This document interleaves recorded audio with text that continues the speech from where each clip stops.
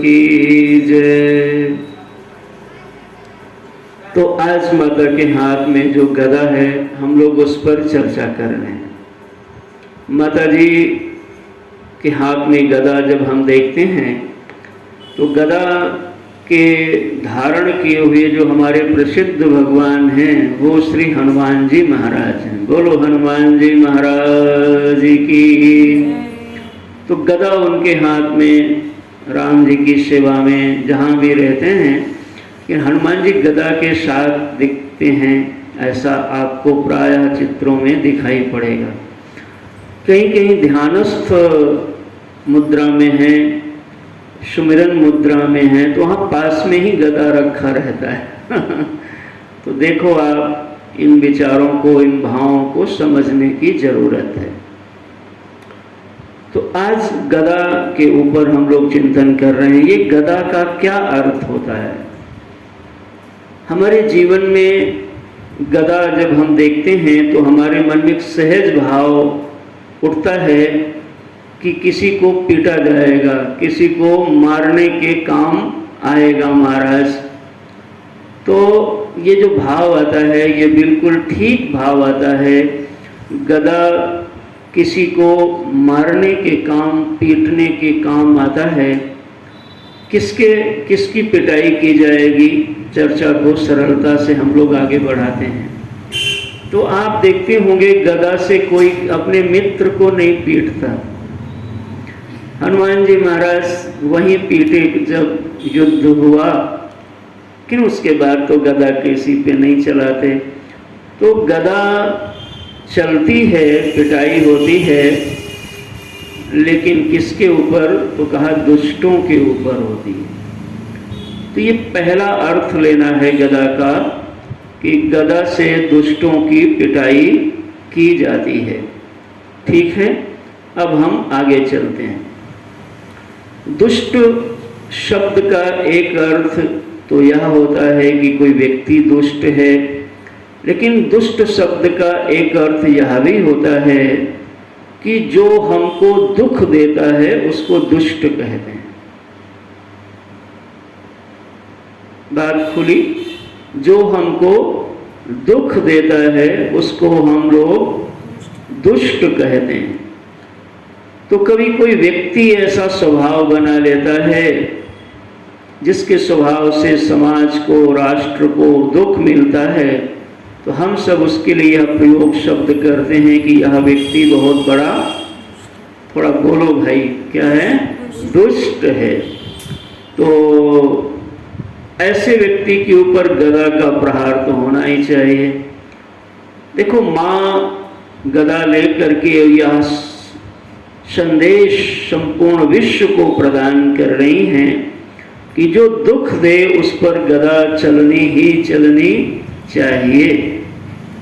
अभी इस पे जब हम चिंतन करते हैं तो हमारा ध्यान केवल इतना ही न रह जाए कि किसी मनुष्य को, किसी दैत्य को पीटा जाए। वो तो ठीक है, पीटा भी जाता है, लेकिन हम सब साधक हैं, उपासक हैं। तो ये जो दैत्य हैं वो बाहर ही नहीं होते हैं, बल्कि हमारे जीवन में भी उपस्थित होते हैं। परिभाषा पकड़ के रखना। दुष्ट का अर्थ क्या किया? जो हमको दुख दे। कभी कभी बाहर से कोई दुख देता है और कभी हमारे भीतर रह कर के ही हमको दुख देता है, तो उसको क्या कहोगे? वो भी दुष्ट होता है। हमारे संतों ने, गुरुजनों ने इसीलिए दुष्ट शब्द से दोष को बताया। जो दुष्ट है उसको दोष कहा गया। ये दोष का ही एक नाम है दुष्ट। ये जो दोष हैं हमारे जीवन में यही दुष्ट कहलाते हैं। और माता रानी गदा लेकर के संदेश देती हैं। तो बात को और थोड़ी साफ की जाती है जिससे संदेश बिल्कुल सुस्पष्ट प्रसारित हो। तो माँ का एक भुजा में गदा धारण करने का यह समस्त भक्तों को संदेश है कि आप अपने दोषों को, दुख देने वाली चीज़ों को खत्म करो, पीट दो। ओहो हो, क्या पीटे?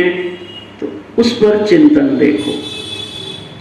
ये जो गदा होता है, गदा हमारी सुव्यवस्था का प्रतीक होता है। आप कभी ऐसा देखते हो कि कभी कोई सुव्यवस्थित बैठा हुआ है, कोई सुंदर है, उस पे गदा नहीं चलती। गदा वहीं चलती है जहां जहां कोई अव्यवस्था होती, दुर्व्यवस्था होती।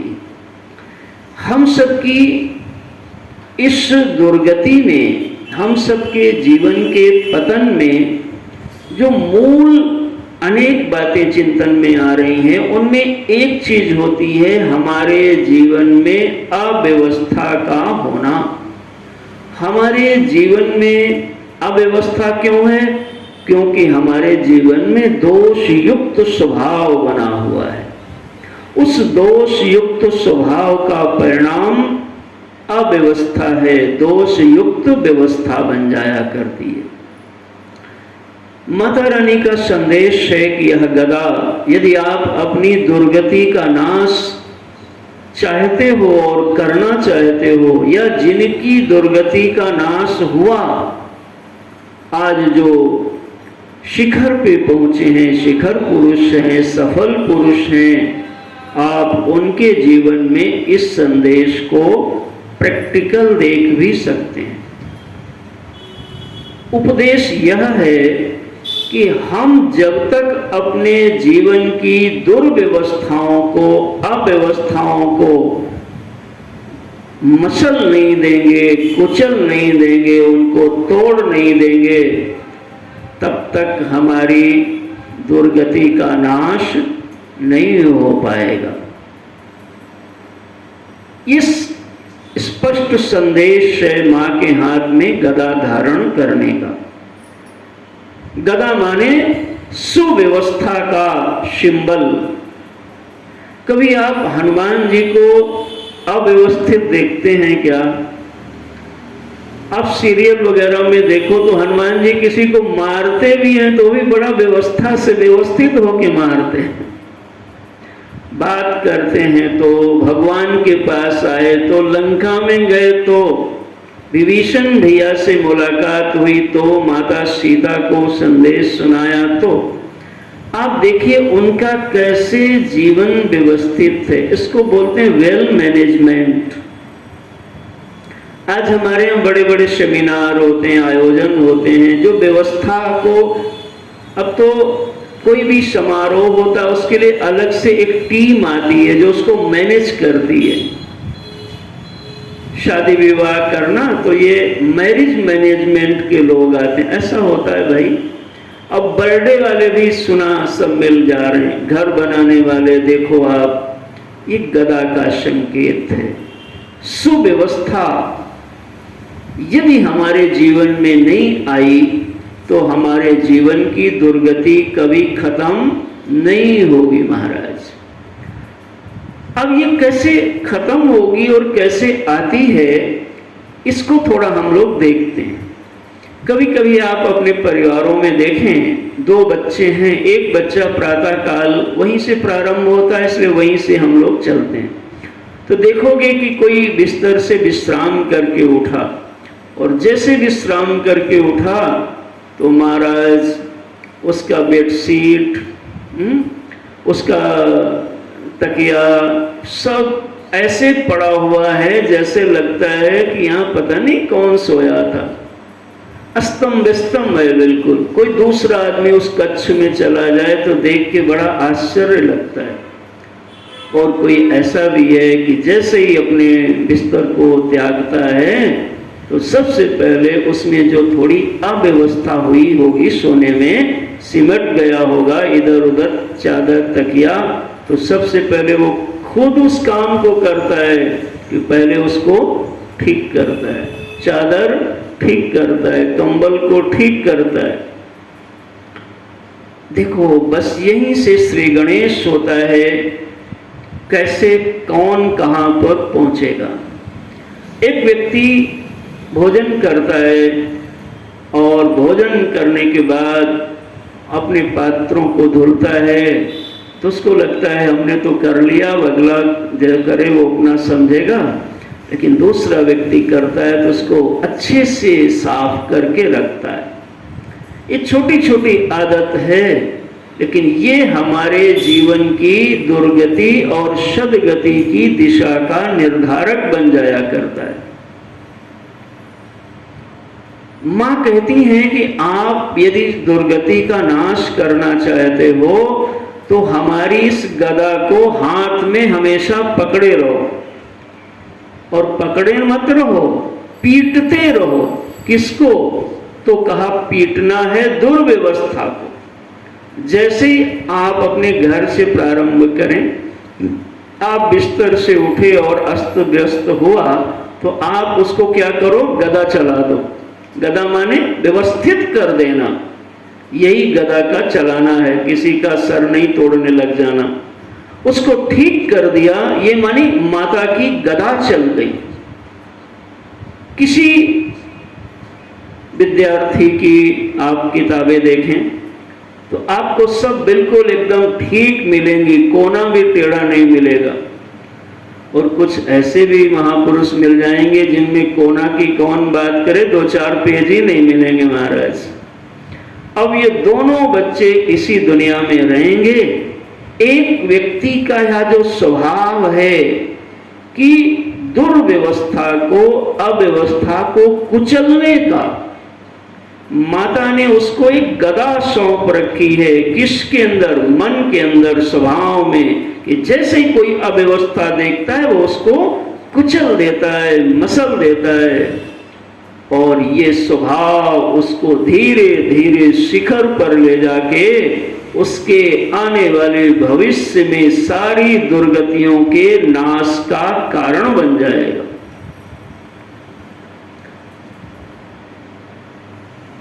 किचन में बेटियां पढ़ेंगी तो फिर आगे किचन में जाएंगी। अब आप देखते रहना, इसी स्वभाव का दर्शन संसार में 2 तरीके से दिखता है, एक व्यवस्थित और एक अव्यवस्थित। कुछ लोग ऐसे महाराज जो बेहतरीन से बेहतरीन घर बना देते हैं, ईटा पाथर उनके भी घर में लगता है। और कुछ लोगों के घर में क्या कागज से मकान बनता है, वहां भी ईटा पत्थर लगता है। लेकिन कभी कभी महाराज उनका यह जो स्वभाव है अव्यवस्थित होने का, तो इसी स्वभाव के कारण उनका ईंटा पत्थर तो लगता है लेकिन अव्यवस्थित लग जाता है। लो महाराज, तो अब उनका घर क्या हो गया? बोलोगे नहीं तुम लोग? अव्यवस्थित हो गया। देखो स्वभाव बनाया हुआ है, गदा नहीं माँ का चलाया, बचपन से आदत बिगाड़ रखी है। नाखून बढ़ रहे हैं तो ठीक है, चल रहा है, क्या दिक्कत है। कहीं कुछ जूता टेढ़ा रखा है तो क्या दिक्कत है, निकल जाएंगे। गंदगी पड़ी है तो उसको स्वीकार कर लेना, दोष को स्वीकार कर लेना, यही दुर्गति का आधार बनेगा। हनुमान जी महाराज तत्काल गदा चलाते हैं दुष्टों पर। दुष्ट माने दोष, जो दोष युक्त चीज है उस पर आप शक्ति का प्रहार करें। ये मां के हाथ में गदा का संकेत है। हमारी लेखन जो हमारी शैली है, राइटिंग लिखते हैं, वो बहुत इधर उधर है। लेकिन ध्यान दें तो मनुष्य, देखो गदा चलाया ना आपने, गदा चला कि नहीं चला, तो अब आपकी लेखनी में सुधार हो जाएगा। और कुछ कहता है ठीक है हम लिखते हैं, हम ऐसे ही लिखते हैं। अब देखो उन्होंने क्या किया, गदा का प्रयोग। गदा माने अपनी दोष युक्त आदत को कुचलो, स्वयं चलाइए। ये उपासना करनी है हमें नवरात्र में। हे मां, हमें ऐसी शक्ति प्रदान कर दो। कुछ लोग दुनिया में दिखते हैं जिनका महाराज, अब देखो उनका अव्यवस्थित स्वभाव अव्यवस्थित मकान को खड़ा कर दिया। कपड़ा वही पहनते हैं महाराज, लेकिन देखो कैसी स्थिति बन जाती है। बोलने का, व्यवहार करने का और ये छोटी छोटी आदत जब वो बड़े होते हैं तो सोसाइटी में, फैमिली में, नगर में, गांव में इनके इस स्वभाव का परिचय मिला करता है। एक योग्य व्यवस्थित व्यक्ति यदि पिता है तो व्यवस्थित पिता ने एक व्यवस्थित घर बना दिया, और यदि उसका संतान व्यवस्थित माँ की गदा का आशीर्वाद, समझ रहे ना क्या मैं कहना चाहता हूँ, अगर उसके अंदर नहीं आया तो बड़ी सी बड़े बने हुए सुंदर से सुंदर भवन में जब आप जाओगे तो आपको फिर तार लटकते मिलेंगे। क्यों? क्योंकि अब बनाने वाला तो है नहीं, अब उसको जो देखने वाला है तो मनुष्य समझ जाया करता है कि ये बयान बनाया किसी और ने होगा, क्योंकि इनके बस में तो एक तार को ठीक करना नहीं है। आपको प्रायः मिलेगा लोगों के अंदर, गांव में ज्यादा मिल जाएगा, आप सब शहर में रह रहे हैं, यहाँ तो बहुत व्यवस्थित होता है, प्रायः सभी जगह मिल सकता है, यहाँ भी वहां भी, क्योंकि स्वभाव जो जहां रहता है वो वहीं मिल जाया करेगा। प्रायः लोग वॉशरूम बना पाते हैं लेकिन उसमें एक बेलन नहीं लगा पाते, कुंडी नहीं लगा देते। लो महाराज, क्यों? क्योंकि ठीक है चल रहा है। लो महाराज, घर बना हुआ है लेकिन कहीं कोई चीज टेढ़ी हो गई है, कुछ चीज तार लटक रहा, कोई बोर्ड बिजली का खराब हो गया, ठीक है हो जाएगा, चल रहा है, चलने दीजिए।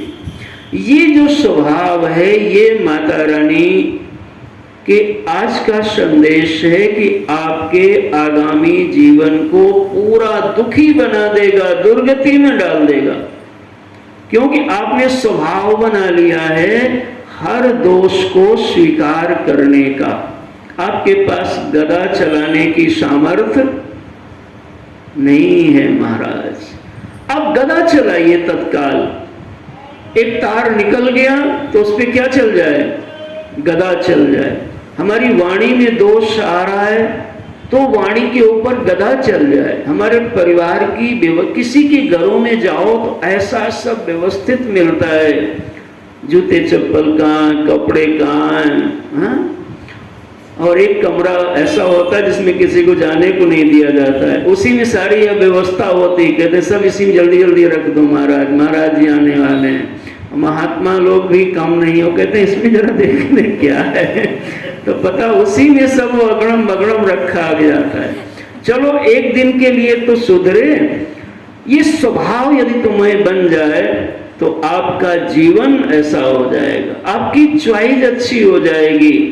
उसके लाभ आपको क्या मिलेंगे? बहुत बड़े लाभ होंगे। मैंने तो यहाँ मुख्य बात ही कह दिया, आपकी दुर्गति के नाश का कारण बन जाता है ये स्वभाव। हमको ये उपासना करके जगदम्बिका की इस शक्ति को प्राप्त करना चाहिए कि जहां जहां अव्यवस्था दिखे तो अव्यवस्था को हम स्वीकार न करें, बल्कि उस पर तत्काल गदा का प्रहार करें। क्या मतलब हुआ? उसको लग करके ठीक कर लें।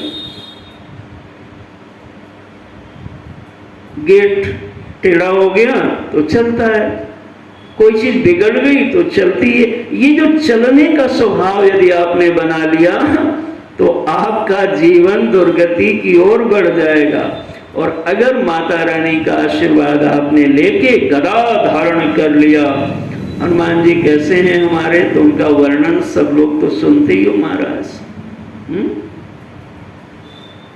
अतुलित बलधामं हेम शैलाभ देहं दनुजवन कृशानुम ज्ञानिनाम अग्रगण्यं सकल गुण निधानम वानराणामधीशं रघुपति प्रिय भक्तं वात जातं नमामि। हनुमान जी महाराज गदा धारण करते हैं। आप गदा का दर्शन करिए, हमारे सनातन धर्म की महिमा को दर्शन करिए। गदा माने किसी आदमी को, दुष्ट आदमी को पीटने का वो भी संकेतक है, लेकिन हमारे जीवन में उपस्थित अव्यवस्था, दोष युक्त व्यवस्था, दुख युक्त व्यवस्था, उसको समाप्त कर दूं, इसका स्वभाव पैदा करो। वस्त्र मलिन चलता है, नहीं, ये चलता है, यही दुर्गति हो जाएगी, नहीं चलेगा, उसको पीट दो तत्काल गदा से।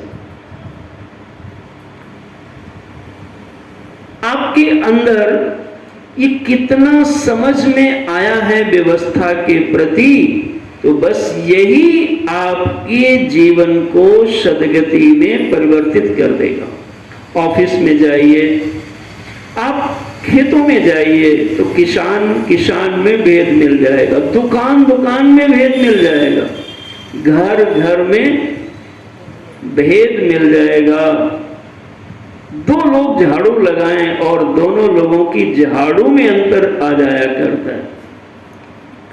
देखो हंस रहे हैं कुछ लोग, अब कहते महाराज आपको तो झाड़ू केवल एक ही लोगों की पसंद आती है। क्यों? देखो आप, इस स्वभाव है हमारा। महात्माओं को देखो, पूज्य गुरुदेव हमारे, आज तो भगवान की अद्भुत कृपा है और अद्भुत जीवन, विश्व वंदनीय। वो जो प्रारंभ में छोटे स्थान में और थोड़ा सा प्रारंभिक स्थान में तो रहता ही ऐसे, लेकिन जहां रहते थे महाराज, उनका कमरा एकदम व्यवस्थित हो जाया करता था। उसका घर भले ही व्यवस्थित हो, लेकिन पूज्य गुरुदेव का कमरा व्यवस्थित हो जाता था। और छोटी सी किताबें होती थी, 2-3 पेन, लेकिन बिल्कुल ठीक से रखा होता था। और ये नहीं धूल वूल पड़ी हो, और ये मत समझना कोई उस समय सेवक हुआ करते थे। हम लोग तो जाते सब नीट एंड क्लीन मिलता था, क्योंकि महापुरुष लोग स्वयं सेविना, निज कर दास नाग रिपुछाला, बैठे सहज शंभु कृपाला। सदगुरु स्वयं अपनी सेवा कर लेते हैं। वो कहाँ चाहते हैं किसी को मिल जाए सेवा, तो उसका सद्भाग्य है। इस स्वभाव बन जाए। अगर कोई व्यक्ति एक कक्ष को व्यवस्थित कर लिया, तो वो व्यक्ति को बड़ा भवन मिल जाए तो उसको भी व्यवस्थित कर लेगा, और एक नगर मिल जाए तो उसको भी व्यवस्थित कर देगा, और कदाचित वो राष्ट्र पुरुष हो जाए तो पूरे राष्ट्र को व्यवस्थित कर देगा। इसका प्रत्यक्ष दृष्टांत वर्तमान में हमारे सर्वलोकप्रिय ऐसे राष्ट्र पुरुष प्रधानमंत्री जी को आप देख सकते हो। इसी देश में हम आप चलते थे, अनुभव किया होगा आपने, तो गंदगी को कोई साफ करने के लिए गदा उठाता ही नहीं था महाराज। प्लेटफॉर्म पे, ट्रेन में, बस में हम आप भी यही करते थे, जो पाए वही छोड़ देते थे। लेकिन गदा चलाया, और ऐसा गदा चलाया, इसको कहते हैं नेता, जिसकी व्यवहार को सभी लोग स्वीकार कर लें, नयति, वो आगे आगे चलते हैं, यही प्रेरक पुरुष बनते हैं। और आप देखें आज पूरे देश में स्वच्छता मिशन, कब साफ हो गया देश। अब जहां जाओगे आपको प्रायः सब स्वच्छ मिलता है। स्वभाव लोगों का स्वच्छ, आदत चेंज हो गई। जो लोग फेंक दिया करते थे कोई चीज को बस में, प्लेटफॉर्म में, ट्रेन के, अब खुद ही लोग एक दूसरे को टोक देते हैं, भैया ऐसे नहीं करें आप। तो उसको ठीक से जहां डालना है वहां डालने का स्वभाव कैसे हुआ? ये स्वभाव जो है, ये है गदा। हम अपनी दुर्गति का नाश, भगवती माँ जगदम्बा दुर्गा वो दुर्गति का नाश करती हैं, ऐसा हम सुनते हैं। उनमें अष्टभुजाओं के अलग अलग दिशाओं के पुरुषार्थ की प्रेरणा है, अलग अलग दिशाओं के पुरुषार्थ का संदेश है, यही साधना है। इसमें जो जिस सांस में आज गदा धारण की है, इसको हम लोग तीसरी भुजा मान के चल रहे हैं। और इस गदा का संदेश है अव्यवस्था को कुचल देने का स्वभाव। ऑफिस, घर, व्यवहार, वस्त्र, कुछ लोग एकदम व्यवस्थित होते हैं और कुछ लोग महाराज हो। हमें याद है पूज्य गुरुदेव के पास एक बार एक बालक आया और उसने कहा कि स्वामी जी ये चित्त कैसे जो है हमारा नहीं ठीक हो रहा, नहीं शांत हो रहा, तो इसको जो जरा ठीक कर दीजिए, कैसे होगा, कुछ उपदेश करें। उन्होंने कहा अच्छा ठीक है बताएंगे, कहाँ रहते हो, बताया फलानी जगह रहते हैं। उनका अच्छा आएंगे, उधर बुलाओगे तब वो आएंगे, वहीं बताएंगे। तो कुछ दिन के बाद वहां जाना हुआ और जब जाना हुआ तो अब उसके मन में जिज्ञासा तो थी, तो प्रश्न याद था। उसने कहा स्वामी जी आपने कहा था आएंगे तो बताएंगे, तो अब आप बताइए कैसे जो है। तो अब महाराज तो जस महात्मा लोग पहुंचते तो उनका अभिनंदन, स्वागत, पूजन सब लोग करते हैं, आशीर्वाद मिलता है, उनकी कृपा मिलती है। तो जैसे महाराज वो थाली आई पूजन की, तो पता लगा पूजन की जो थाली आई उसमें जो चंदन रखा था वो लगाते लगाते गुरुजी के ऊपर आधा गिरा दिया। ओहो। अब उसके बाद जो उसमें लोटा का पानी वो आधा इधर छलके उधर छलके कपड़े गीले हो गए। अब माला वो भी सब गीला गाला। अब देखो महाराज माला भी गीला, आधा तो गुरुजी के एकदम दिव्य कपड़े, और पता लगा माला ऐसा पहनाने जा जो महाराज देखो। अब उसके बाद माचिस, आरती जलाने के लिए माचिस की आवश्यकता होती। अब वो माचिस ढूंढे नहीं मिल रही, तो वो कह रहे माचिस कहाँ, वो कह रहे वो माचिस कहाँ। सब लोग एक छोटे से घर में माचिस की खोज महाराज चालू हो गई। कुछ समय बाद माचिस जब मिली तो जो माचिस को खोला तो माचिस की सब दीवारें गिर गई ढाक से, और जितने अंदर अस्त्र शस्त्र थे वो भी सब महाराज गुरुजी को ही समर्पित हो गए। तो दियम वस्तु गोविंदम। अब गुरुदेव महाराज सब दर्शन ये कर रहे लीला का अपनी प्रसन्न मुद्रा में। शंकर सहज स्वरूप समारा, लागे समाधि अखंड अपारा। देखो अब ये चेला जी लोग ऐसे ही हम लोग करते ही हैं। हमारा स्वभाव अस्त व्यस्त हो गया है तो जीवन अस्त व्यस्त हो जाता। बड़ी मुश्किल से वो जब तीली बिखर गई तो एक तीली उठाया तो रगड़ा तो माचिस ही फट गई महाराज। अब देखो गदा नहीं है हाथ में, इस स्वभाव है कि हमको कहां कहां ले जाएगा। देखो आप बड़ी मुश्किल से दूसरी तरफ से फिर से कोशिश की तो दीपक जल गया। अब दीपक जल नहीं रहा क्योंकि बत्ती ठीक नहीं है। एक्चुअली जो अव्यवस्था है ना, इसकी सारी चीज गड़बड़ हो जाती है। उसका जूता, उसका पैंट, उसका स्वभाव, उसका पूछो आईडी कार्ड लाया हो तो कहेगा वो तो खो गई, क्योंकि उसका जीवन ही अस्त व्यस्त है।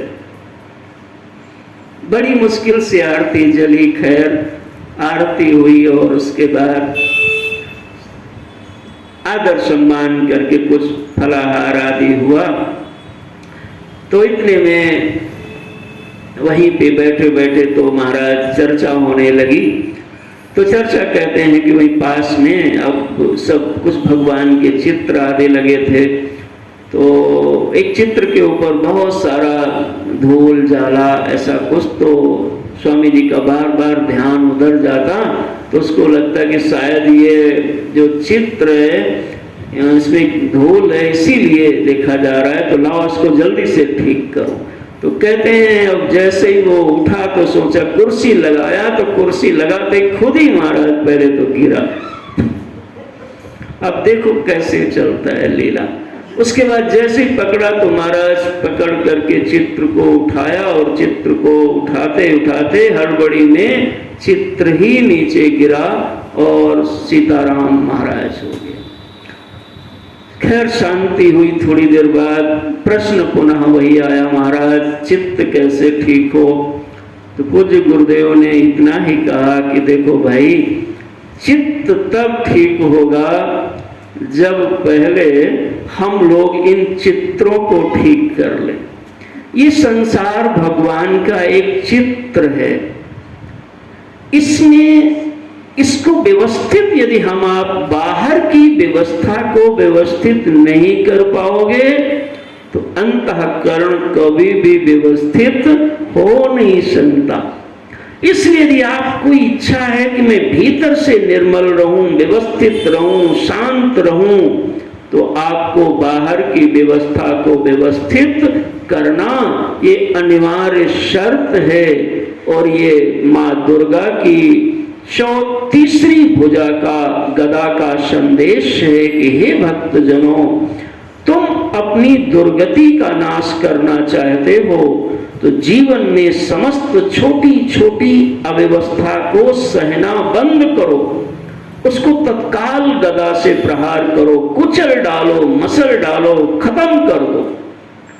ये जो चलता नहीं चलेगा, ये लोग आगे सफल नहीं हो पाएंगे।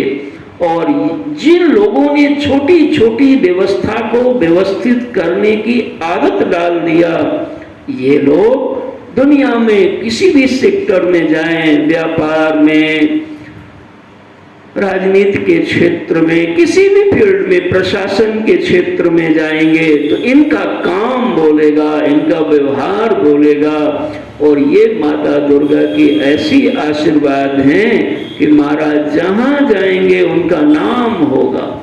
ऑफिस, मैंने बताया पूरा देश ये लोग व्यवस्थित कर सकते हैं, इतनी क्षमता पैदा हो जाती है जगदम्बा की कृपा से। लेकिन जीवन में ये शुभारंभ हमारे होना चाहिए कि हम जहां पर हैं, जिस भी एरिया में हैं, जिस भी रोल में हैं, जिस भी दायरे में हैं, उसको व्यवस्थित करें। घर, परिवार, पलंग, कपड़े, किताब व्यवस्थित करने की आदत डालें। अव्यवस्था यही दुर्गति का दिशा है और सुव्यवस्था यही दुर्गति के नाश का कारण बनेगा, सद्गति बना देगा।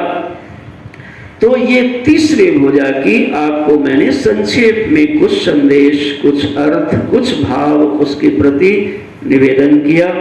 आज हम लोग चौथी भुजा की ओर भी चलेंगे, जिससे पूरा भी करना है। तो हम लोग ये तीसरी भुजा का अर्थ समझ रहे थे, जिसका नाम है गदा, जिसमें मां ने धारण किया है। और उस गदा का अभिप्राय है सुव्यवस्था, और उसके प्रत्यक्ष प्रकट दृष्टांत हम कह सकते हैं हमारे श्री हनुमान जी महाराज।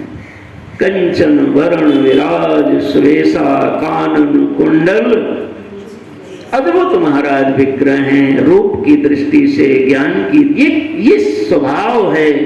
और इसलिए उनके हाथ में गदा धारण किया हुआ है। गदा माने सुव्यवस्था का संदेश। तो इतनी बात करके हम लोग आगे चौथे हाथ की ओर चलते हैं। बोलो जगदम्बा माता की।